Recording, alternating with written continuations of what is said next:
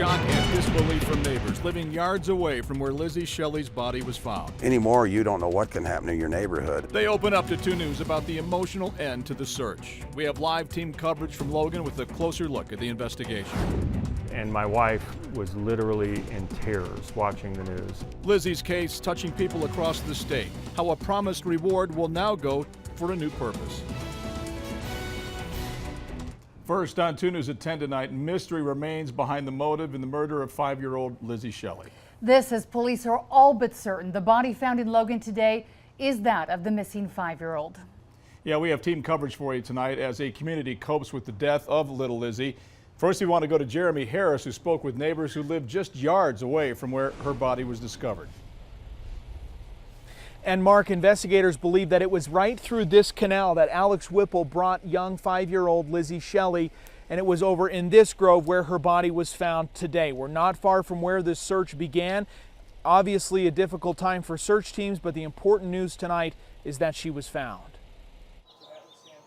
5 days later and 5 doors down. It's just crazy that it was right here. This is the spot where the search for 5-year-old Lizzy Shelley ended. We just honestly couldn't believe it.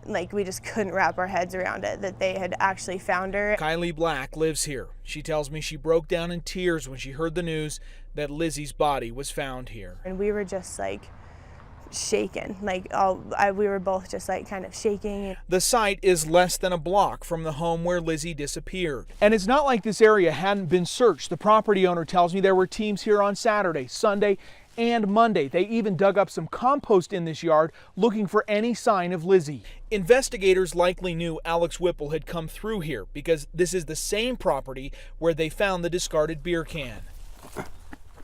And from the corner it comes down here, and then the ditch comes down this way. Clyde Baugh lives along the canal that leads to the grove. I think he came right down here. It's frustrating for everyone that it took 5 days to find Lizzy so close. And then she was just, she was just back there for way too long.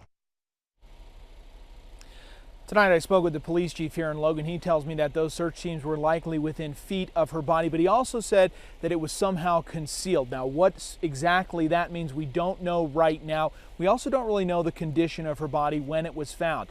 We do know that it has been taken to the Utah State Medical Examiner's office. They'll do a positive identification and an autopsy on the body, but for right now, kind of a collective sigh of relief here that at least we have some resolution to this portion of the case. Back to you. All right, relief and heartache all at the same time. Jeremy, thank you. Here's where the investigation stands tonight.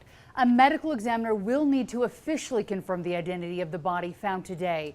The attorney of Lizzy's uncle, Alex Whipple, he was the one who led police to the body's location. Whipple now faces murder and kidnapping charges. Tonight, 21-year-old Whipple is being held in the Cache County Jail. We now know he will make his first appearance in court on the murder and kidnapping charges on Monday. We will be in the courtroom coming up next week.